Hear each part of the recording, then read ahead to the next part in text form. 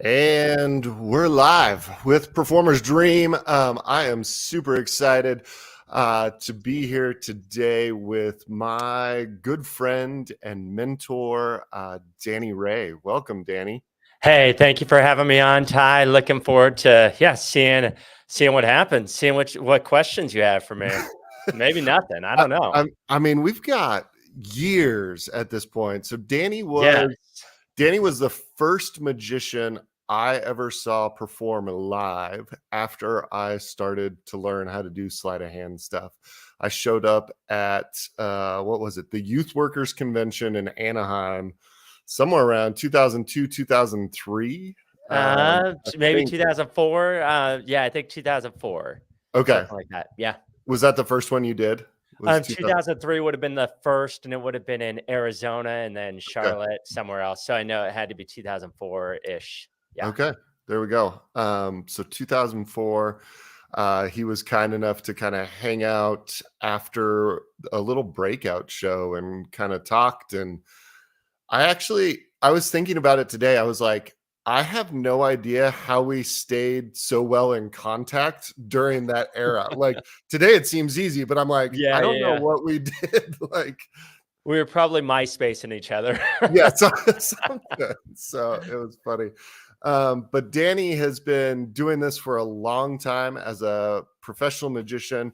Um, did you say 20 years? Is that what you think it's been? Yeah, so January for me marked 20 years, and we're in January. So, but January 1st marked 20 years of doing this full time. I did it growing up part time, but yeah, at 15 I started doing it professionally, and that led to I grew up in San Diego, did local shows throughout San Diego, but yeah, when I launched in 2003, that was sink or swim. Let's see what happens, and here we are. So And you're still doing it. So yeah. sweet. We got a friend of both of ours, Harrison Zeller. He's watching right now. Oh, So how about that? Hey, Harrison. yeah.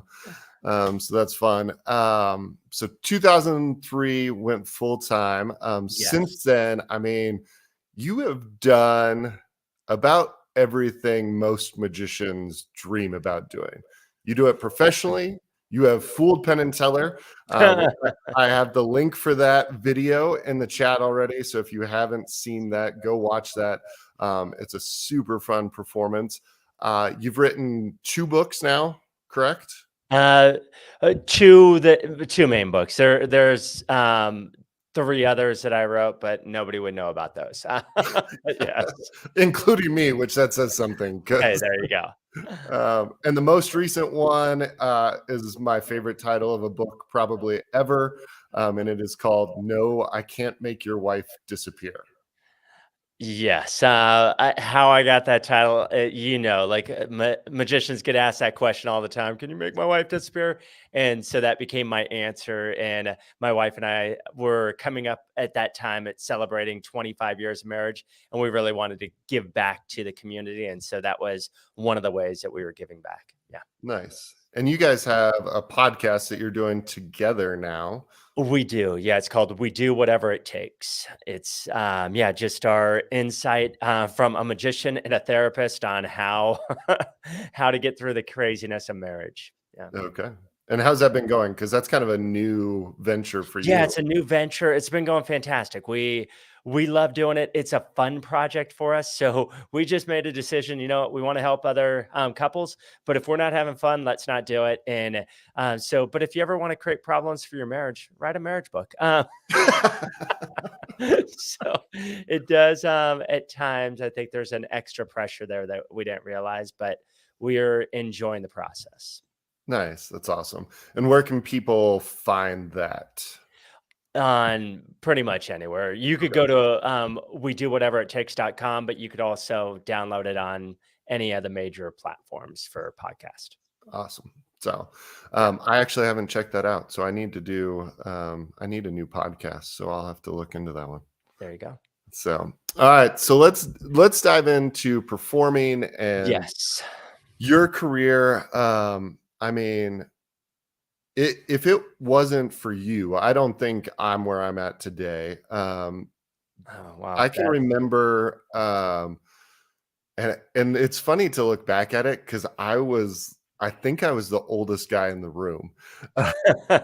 But you did like a little I couldn't go to the first one you did, but we did like a smaller, like, I don't even know what to call it, camp at your house.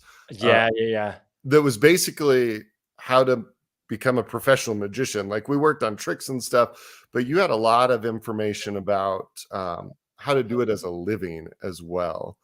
Yeah, So that was just a passion early on was to help other people to do this as a full-time deal. And I think a lot of people know the performing side, but then the business side of it becomes crucial if you're going to do it for a living. And there's benefits to both. You know, obviously there's a lot of incredible amateur magicians, and you and I can both name, 100 of those guys that are incredible at the sleight of hand. But to actually do it for a living, you have to figure out how do you monetize your art form. So yeah. yeah, and I can remember very specifically one of the just the way you thought about it, one of the things that shaped as I came out of that, how I was trying to build towards being doing it professionally was you said, Yeah. okay, take whatever salary you want to make, um, divide it by what you're currently charging for your show.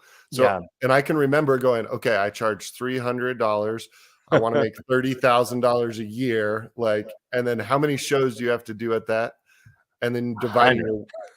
dividing your work week up to get that many gigs. And so I Yeah. was like, I just thought I needed to advertise more. Like, I had never processed it. So, um, Yeah, and for somebody listening to that equation, like with the $300, 100 shows, 30,000, whatever their numbers might be, maybe it's 50,000, is then you figure out, okay, that's 2 shows a week.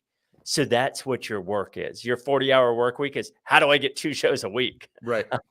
Exactly. Yeah. So yeah. And when you break it down, you have then 20 hours essentially to book one show. Yeah. Yeah. And if any performer actually invested that much time into trying to book one show, they'd probably book a lot more than 20, one Yeah. show in 20 hours. But Yeah. that is the hard part that we sometimes fail at as performers. So, Yeah, we get excited about the performing side of it, but to do it for a living, you have to figure out the financial as well. But it's that balance. Yeah. for sure. So I want to kind of fast forward. Yeah. I We don't need to talk about that side because I'm most curious, and this is selfish, and I'm okay with that. I want to know because you've had some crazy pivots through your career. Uh, Yeah. you have done it longer than most people, but what are the things that you've learned along the way that have allowed you to have a 20-year career doing this? Yeah, there's a lot there. So I think you have to continue to develop the craft. Like I look at that first year when I met you and I was, trying to encourage you on how you could do the craft better. But now I look back at that and I go, man, I I hope I've grown as a performer in the last 20 years. So that part's kind of this constant growing. There was an interview with Tom Hanks, and he talked about not ever looking back on his films because he always feels like, man, I could have poured in so much more. I could have done it better. And this is Tom Hanks, like arguably Right. one of the greatest talents in the industry, right? And so I think it's one of those things we could always look back and go like, oh, I could have done that better. But we want to be getting better and better at the art. And then on the business side of it, we just have made a decision to, and this is to this day, is to partner with people that are a great fit for us. And we've just decided we're not a great fit for everybody. And this was a difficult decision to make. We didn't do it early on because early on we took everything we could get. I mean, everything. Right. But then there was a point where it was like, okay, doing a kindergarten event isn't going to be the best highlight of what I do. And so we started to say no to those. And I think that got us right into our lane of being able to do what we do best for the right audience at the right time. The other thing with saying yes to people is so in 2008, there's an economic crash and people called. They're like, hey, we don't have the budget. Is there any way you could do this? And we just said, their heart wasn't to go like, hey, we just need the cheapest price. What can you do? Their heart was like, hey, we want to have you. We just can't afford it the way we could before. And so we said yes to those guys. But then what we found out, fast forward 3 or 4 years after that, when people are out of that kind of economic crisis, they called up. We had numerous people that were like, just send me a bill for whatever your max is. Like, we just want to take care of you. Right. And it, it just, it's one of those things where it balances out instead of having like this bottom hard line of going like, no matter what. And we still have hard lines. uh, At the same time, we try to work with people. And I think when you're working with people, they're going to look out for your best and you're going to look out for their best. I don't know if that answers your question. There's obviously a lot more I could give that way, but there's a little bit. Yeah, no, that's huge. And I Yeah. think one of the things that I've seen, watching your career over the last few years is you probably get more repeat annual clients than almost anyone I know. And that's a testament to, one, I know who you are as a person. Yeah. Number two, you're a psychopath and you create a new show like every year. So people can bring you back on a regular basis, which I think that's an interesting, not a lot of people have done that. Was that like a conscious, like, I want to be able to be booked repeatedly, or is it a creative challenge? Why are you a Why? psychopath? So early on, we started to get booked for week-long events, and I was doing 15 minutes in the morning at these events, 15 minutes at night, and then the next day 15 minutes, 50, so 6 days of that plus an hour-long show.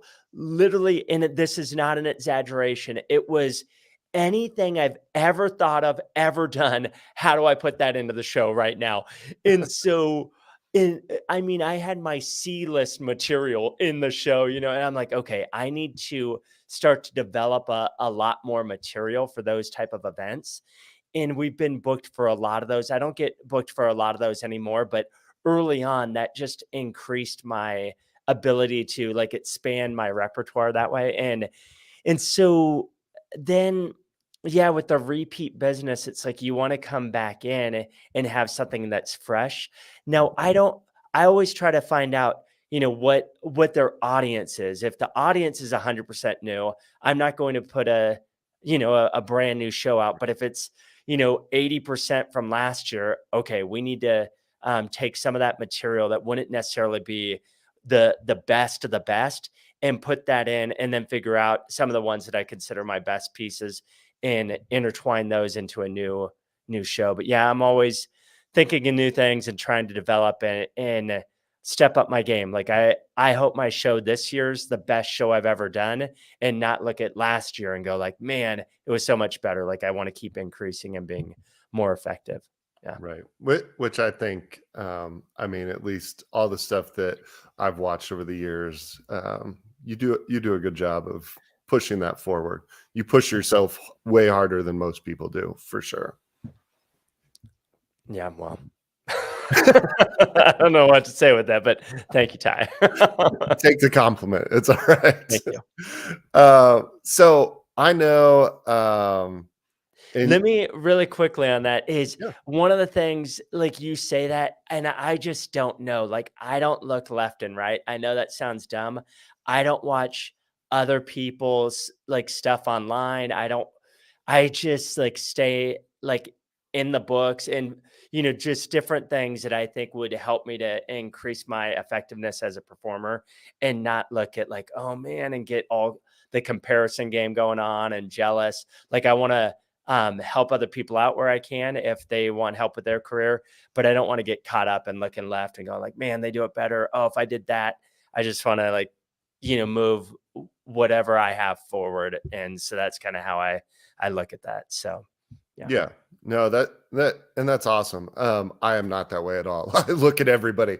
But part of that for me is that I love being pushed and motivated by comparison, and not in a bad way. Yeah. Like, No, I I don't think understand I that. do it in an unhealthy way. I just like, I've been that way through sports and Yeah. all sorts of stuff, that that's part of it. But I do You you're like the only magician that I talk to that I'm like, "Hey, have you seen this?" And you're like, "No." And that's the answer to everything. Like, "No, I've never seen that." Um, so I was gonna talk about your wife is Yeah, incredible. Um, thank you. and she has been, I mean, early on, she was did handled like all of your booking stuff as well, right? Yeah, so for 18 years, she did all the bookings, and when we had little kids, she'd be in the closet. Hey, no, he could be there. Yeah, what's the date? Yeah, all right. And so kids are screaming outside the closet door, but she's in the closet booking things. So yeah, she did that for years, and then she got fired. Uh, no, she went back to get her master's during the pandemic, and we just saw kind of our family goals, our life goals, kind of lining up at that time to be a great opportunity to send her back to get her graduate work done and get her family marriage therapy degree. And so that's what she did, and so she's doing that. And it's interesting how things are intersecting where I'm doing not a lot of, but several family or marriage events. And so she's coming along for those and helping with speaking and doing those things as well. Yeah. That's awesome. And do you think like that is a foreign concept to me. My wife does not like magic. She's a teacher. She stays in that world. Yeah. She Yeah. loves what I do, but it's a very separate thing in our world. Uh, are there things that you learned? Because I know a lot of people that do that way, where it becomes a family business, and you're both kind of, when your passions align like that, it can be both a blessing and a curse. So, what would you say were some of the things you learned to make that as successful as it was? Yeah, so my wife, she comes from a very heavy business background. Like both of her parents, but even grandparents were entrepreneurs. They were investors. They were in the marketplace, business leaders, and she just saw that growing up, and she had skills that she didn't realize she had. Where literally, I knew nothing. I'm reading every marketing book, every sales book, trying to figure out how to run our business. But she just had kind of a natural knack for that. And so it was a perfect fit. For us, we so everything for our marriage comes down to, like, are we in this together? Like what you were saying is, are like you're in separate things, but there's support and there's encouragement. It's not like, I'm just going to go do my own thing. Right. I think in terms of a marriage, that's going to create unhealth. And so she's always, it wasn't like, oh, I really want to be a booking agent, but she's like, this gives us freedom for her to be home with the kids, which was Mhm. important for us. For me to maximize my time on when I'm on the road, I'm on the road, but when I'm home, really try to invest well in the family. And Yeah. so it was just a great fit for us. I don't think it was like her life dream to, run the backside of the business, but it was a lifetime dream to be home with the kids and raise them and invest well there. So that's the way we were able to do it. Yeah. Yeah. Uh, touch on that piece that you just said for people that are diving into this, Yeah. about the importance of cutting out time or making home life a priority. Whether that's and I think for a single dude coming home, that could look a lot different. But there is a value to making sure you separate that off, because when you're a performer and when you're running your own job, I know this. Um, it c- you you don't clock out, right? You are constantly, like, there's always something you could be doing, and there's Right. always something spinning of, man, I want to go work on this. So what Yes. made what made you focus on that so much, and what were some of the things that you did to help that process? Yeah, so I think several things. A lot of bad examples. I don't know what it is with the way I'm designed, but when watching like my brother and sister, like love them, but early on they got into like drugs, alcohol, and I saw the effects of that in real negative ways. Some of my aunts and uncles would get into fights, so when they got drunk, and I was like, all right, let's not do that, and then so a lot of my life is like, don't do that, watching people's mistakes with how they raise children. I'd hear like, regrets of, I wish I would have spent more time. I'm like, okay, let me invest my time. And so I have, every once in a while you have a performer that'll call you and ask you questions, like I'm thinking about, this is true. I'm thinking about leaving my family for like 6 months to a year to go to Vegas to try to get my show off the ground. I'm like, that's a terrible idea. Like let's look at the one thing you have, your family. You're the only father, husband that they have. You need to invest well there first. And in doing that, there's going to be freedom to do the other things really well. But if there's tension in the home front, you're going to lack the joy and the purpose in the work that you want to enjoy, but now you're trying to fix things. You see this like with Tiger Woods, right? When he's going through all this stuff with his marriage, his career's tanking because he lacked the focus. And I think it's important for us to, have those strong family bonds so that we could be effective in the workplace and really in the craft developing that. There are sacrifices. And so when I did Penn and Teller, I went into like deep practice, which I don't often do, but for 70 days, I would work on the routine for 10 hours a day. But I talked to my family about it, and I made sure that I was investing in them where I could. And I took one day off. So technically 6 days a week, I was doing that. And on that seventh day, I'm like really investing. But those are things that we did for a season. They knew, hey, 70 days, this is what's happening. So I think it's not that you don't make sacrifices, but everybody's on the team moving things forward. Awesome. So conceptually, that's Yeah. wonderful.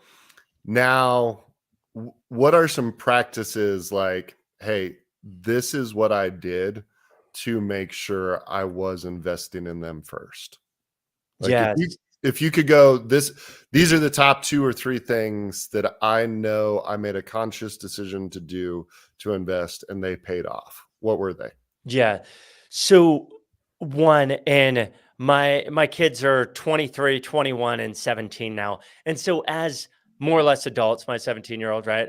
But more or less adults, I've talked to them about this decision that I made when we started 20 years ago, which was I'm going to leave on the last possible flight I can to get to the event on time. And then I'm going to come home on the first possible flight.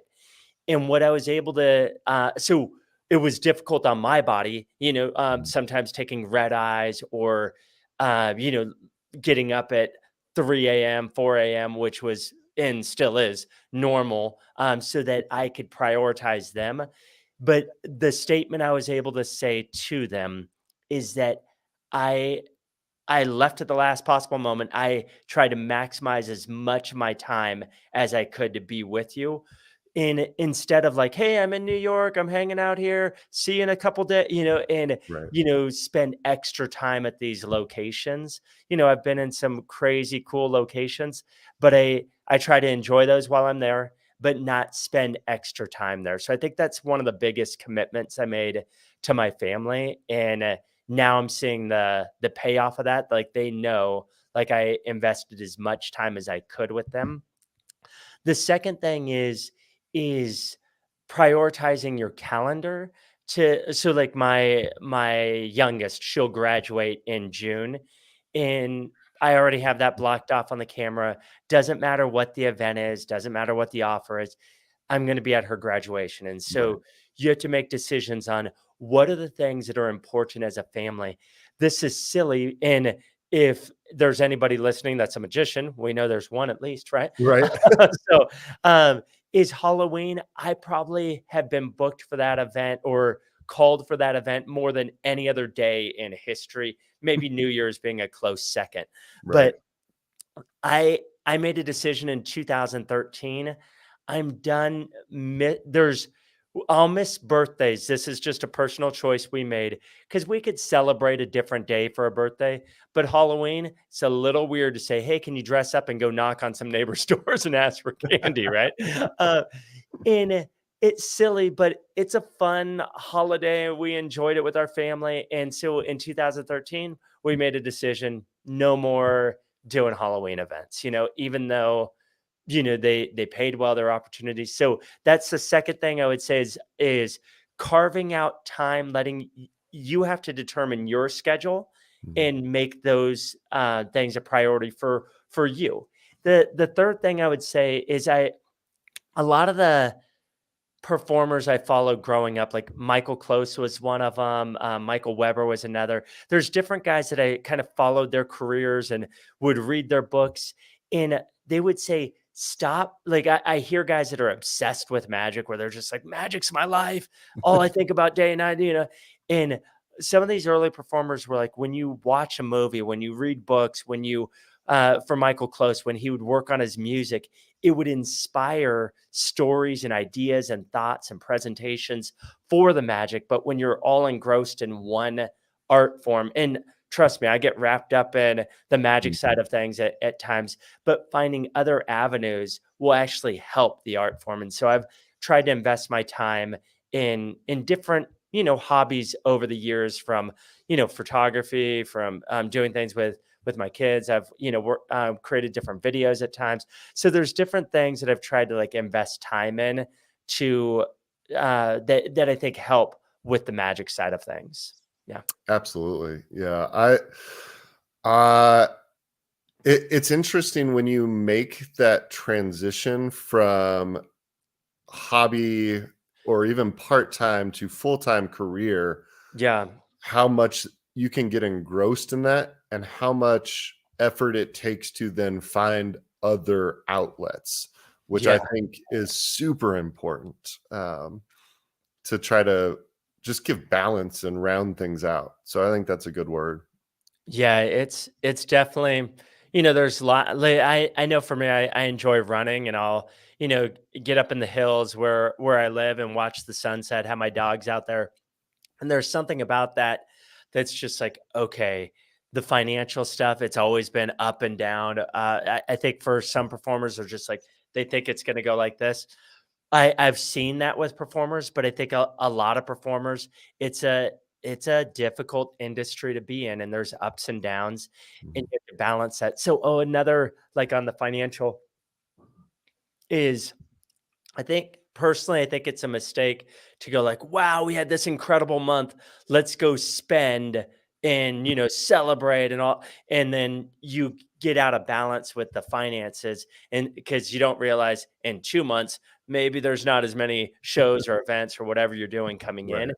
And so my wife and I made a decision to just go like, you know what? Let's take a steady salary that is where we feel like our needs are throughout the year, and probably not just needs, like we're doing more than just food and water, but Yeah. so uh but trying to figure out what's a healthy salary that we can maintain throughout the year that allows for some of those ups and downs. And for us, that's been a better format or a better way to live than living with like, man, this has been a great month. We see this with people in real estate, where Mhm. they'll sell a couple of things and they get crazy mode of like buying cars and buying stuff. Right. And then a couple months later, they're like, man, I'm trying to figure out how to pay my bills. I'm like, Yeah. well, so Yep. yeah, Yeah, no, I wish we would have had that conversation 6 years ago when I started the show and Telluride, yeah, because it took me probably a couple of years to figure out the ebbs and the flows because it's seasonal. And right, so, there's 4 months in the summer and 4 months in the winter that, things are like, "Yeah." And then there's the shoulder seasons where it's like, "Oh." And so, that's a good tip to at least figure out, try to forecast or at least plan as it's coming. Like right. it's gonna happen. And so be prepared for those times where there are dips and things. I think definitely smart. I wish I would have learned it sooner. So, for sure. So we don't have too much more time. I won't keep you long. I know you have a major project you are undertaking currently, Yes. because you're a psychopath, and so you have another new thing you're working on. Yeah. But what I do want to dive in, and you touched on the work ethic that went into it, but talk a little bit about maybe some of the behind the scenes as a performer, the Penn and Teller, and this is selfish again because I want to know some of this stuff, but the Penn and Teller experience, the Yeah. behind the scenes, but also maybe what has come out of that and things like that. Yeah, so remind me though what's come out of it. That's a separate thing, but kind of the behind the scenes. So, and you know this, Ty. I don't have this high desire to be on television and like that's just not me. And so people have asked for years to go on to America's Got Talent, Penn and Teller. And by the way, Got Talent, they contacted us right after and we told them no. Like it was just this kind of one-time thing where enough people had told me you should try out for Penn and Teller. You should do Penn and Teller. I'm like, no, no, no, no. And then in the middle of the pandemic, it's like, well, what else am I doing? Okay, let's do it. So I sent him a couple videos, and then there was an exchange of 27 emails back and forth of like, write up a script. What do you think of this? What do and we just went back and forth. And I'm like, I don't know what this means. I'm sure it's good because it's not a no, but I don't know if I'm, like if I'm in. And on the 27th email, and this isn't an exaggeration, that's what it was. Is I got an email saying, we'll see you in Vegas.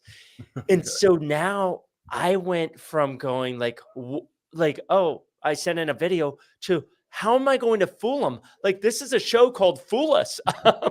And the piece is, if you haven't seen it, essentially I play Russian roulette with my eyeball. It was more about the intensity of losing an eyeball than trying to fool, the audience in a deep way. Like it wasn't what I would consider a fooler. So I started, like I said, practicing 10 hours a day.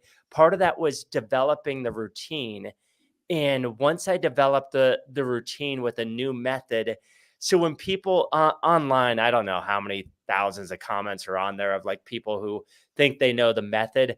Nobody knows the method. Like it's too complex. Like I created 9 layers. So people might get like this piece or this piece over here, but it's so like from the audience point of view, it just looks like I'm doing nothing, but it has complex sleight of hand, different. There's all kinds of different illusions that are built into that piece, but yeah, so to fool them, I just decided that I was gonna have to, like, layer it with all these different, layers of deception instead of like, "Oh, you used a marked envelope."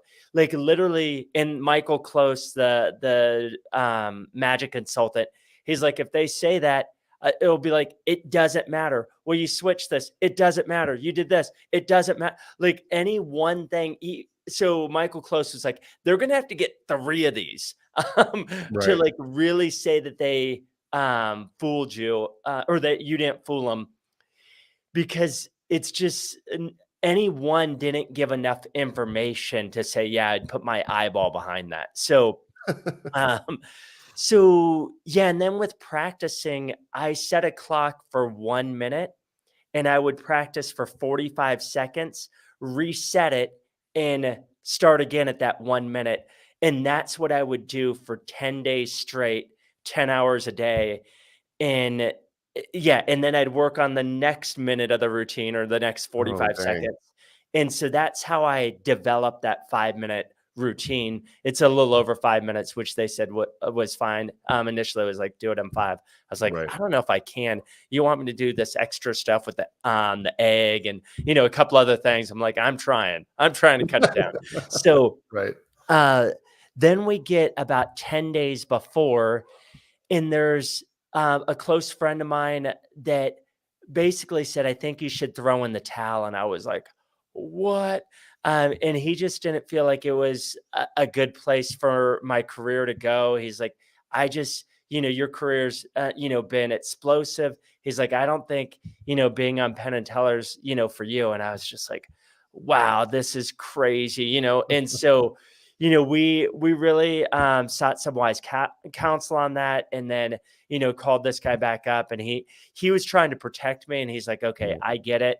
That you made a decision to do this. I'm going to support you. And so he did. And it was a crazy journey to get to them. And so what happens the day of is you do a rehearsal, and then right after that rehearsal, they bring out Penn and Teller and Allison, and you do it for them. So I have performed this thing a number of times via Zoom with the executive producers and director and all that type of stuff. And anytime I'm in it, they'll interrupt, or I'll say, what do you guys think of this? And get a question. Well, I go to do the rehearsal like right before, and I forget a line, and I'm like,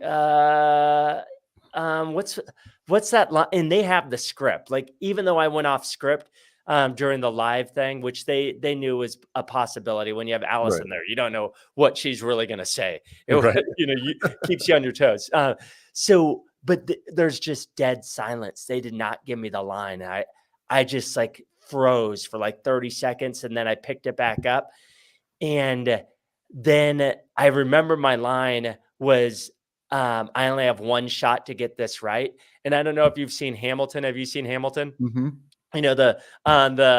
I'm not going to miss my shot. So Right. literally, I walk backstage. They bring Penn and Teller on. And back there, I'm like, I'm not going to miss my shot. I'm not going to miss my shot. I'm not going to miss my shot. Because that was my line. Like, you only have one shot to get this right. And so I was like, I'm not going to miss it. I'm not going to miss it. I'm not going to miss it. And so then they're like, Danny, you come out. It's fairly like dark, and like stage dark. Like, it's Right. light, but not the lights aren't fully up. And so Teller's like, hey, Danny, nice to meet you. I'm like, hey, nice to meet you too. He's like, have fun out there. I'm like, thank you. And, Penn said something similar, like, glad you're here, looking forward to it. And then they start talking, and, I take a couple of, jumps up and down.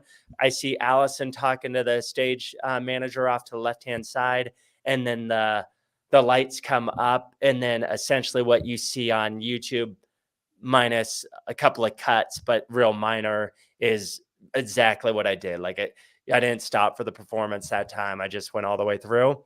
And yeah, and then during the actual, this part isn't true to the time frame, is when you're trying to fool Penn and Teller, if you ever see them look down, they have 31 cameras that they have access to. And Michael Close told me, like, they could look at any camera at any time. You don't just get to try to fool them from one angle. You have to fool them from every angle.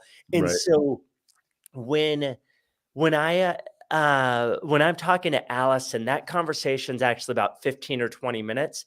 They're talking to each other while the Michael Close, who knows the method, and then one of the producers, executive producers, are listening into that conversation to see, if they're getting things right.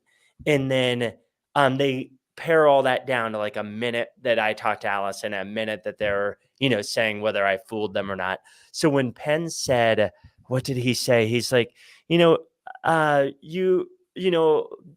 he said something about, like, the plates, those could be something. And I'm like, no, that's not how I did it. And he was like, no, we didn't say that's how you did it. We're just saying that's a possibility, right? I was like, oh man, I need to keep my mouth shut. Right. Um, so how many guesses does he get? So anyways, shortly after that, he, said, well, if it's not that, then you fooled us. And so that's a little bit of the backstory. That's, yeah, maybe more than you asked for, but that's it. So There it is. Oh, that's awesome. If you haven't watched that clip, go watch it. It's super fun to watch Allison squirm during that process, and it's a great trick that you've been doing for quite a while now. So what have you seen? And this can be short, but what have you seen come out of that on the other side as a performer for your career, those kind of things? Would you do it again? That kind of stuff. Yeah, don't really have interest in doing it again. I don't necessarily I don't want to say no, I would never do it again, but I don't really yeah, I don't think I'll go that way. And then in terms of what's come out of it, there's I think there's that whole validity, which I don't know, like, I not that I don't need that, but, it's a weird thing where people are like, "Oh, you fool peni" like, I feel like it's one of those things in our culture right now, both in the magic culture, but also, just, the average layperson, if they know that show, they're like, "What? You fooled them?" Because there's only about 10% of people that go on there and fool them. So I think it's, for some people, given some credibility that way, and honestly, I think it's helped seal the deal on shows where people are like, I don't know. Oh, he was on Penn and Teller. He fooled him. Oh yeah, let's bring him in." Like, I think it's just been an Yeah, easier yes for people, and I think it's given us the ability to bring up the cost of the performance as demand has gone up. All those things. So yeah, right. Which is, I mean, I think the goal. It's great to get on there. It's great to do that. But in the end, that's, one day. Well, for you, it was 70 days. But the reality is it's one day out of a career, and there's all of the other days that matter more, I think. And so using it as a tool, I think, is a great yeah. approach. Let me say something to that I learned from Jerry Seinfeld in one of his episodes where he got his first HBO deal, and in his head he was like, "This is it. Once I do HBO, like, I'll never have to like think about work again. Like, it'll be done." And he said, I think he got like 31, 32 calls from that, but he just thought, this is the one thing I'll never have to like think about ever, like the business side of it. I'm just going to be done. And that really stuck with me of like, there's really no single event, including Penn and Teller or anything else, that's going to just completely launch my opinion, Mhm. completely launch your career. And you're never going to have to like work a day in your life again, because everybody's going to be calling from that day forward. Right. Is I just, you look at actors, they have one bad film and all of a sudden it's just like, they're not going to work, and then it's 5 years later sometimes they have another great film, and it's for performers, it's just like you've got to hit the grind both in terms of the art as well as the business side all the time. So, yeah. Yeah, absolutely. I mean, Steve Cohen talks about like his start with chamber magic and Yeah. losing money and then having kind of the breakthrough, but then, trying to keep things going after that was not easy. Matthew McConaughey in his Green Lights book, he talks about the actor side of thing where it was like, oh, I'm not like working right now. So yeah. Perfect. Well, Danny, thank you so much for jumping on here Of course. and talking a little. I appreciate it a ton. Anytime I get to hang out with you, it's a pleasure. So thank you for that. Go and watch Danny's video on YouTube. Find him at Danny Ray. Is it at Danny Ray on? DannyRayMagic.com. Yeah. Okay, Or yeah, you can find the video there. You could find my stuff. If anybody wants to reach out to me personally, feel free to email me at Danny@DannyRayMagic.com. Yeah. perfect. Instagram, Facebook, same stuff. You Yeah. can find him. Look for him. He's great. And if you're looking for a great speaker for weddings and not weddings, marriage conferences, Whatever you want. yeah. We do that, whatever it takes. that's not on the no list anymore. Yep, I'll do a wedding. Here you go. So go find him. Read his book as well. Both of them actually. I loved Magnificent Mark as well, and then the new book, No, I Can't Make Your Wife Disappear. If you're married, should definitely read that as well. So Danny, thanks again. And Thanks, to Pat. everybody that tuned in, make sure you keep watching, share it with your friends, like and subscribe, because I feel like you're obligated to say that at this point to see more of these performer dream videos. But until next time, thanks. And the awkward